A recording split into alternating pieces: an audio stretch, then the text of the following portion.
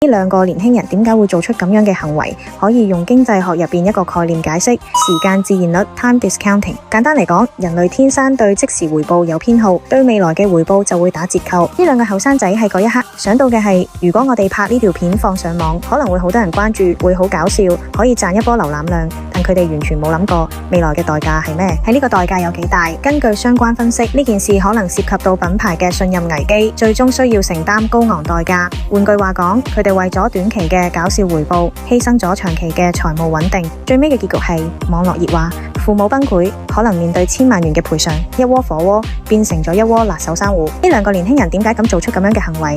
你會問點解成間鋪都冇人阻止？呢度暗藏一個博弈論死局。如果你係員工，你會選擇 A 阻止，但可能會俾客人投訴扣錢；B 旁觀等高層解決，係留言區打出嚟嘅選擇。講翻經濟學入邊嘅博弈論 （Game Theory） 去解釋，兩個後生仔知道嗰一刻冇人會即時阻止佢哋嘅行為，佢哋擁有完全嘅自由，但忽略咗一樣嘢，自由係伴隨住成本。呢件事入邊，呢兩個年輕人就係因為低估咗自己行為嘅成本，結果付出咗沉重嘅代價。呢場惡作劇俾我哋嘅啟示係，免費嘅自由早就標好魔鬼價。如果你望穿呢層邏輯，恭喜你，你已經拎住資本世界嘅黑色通行證。下集更加精彩，唔好劃走，點個 like 同 follow，唔好俾算法偷走你嘅認知特權。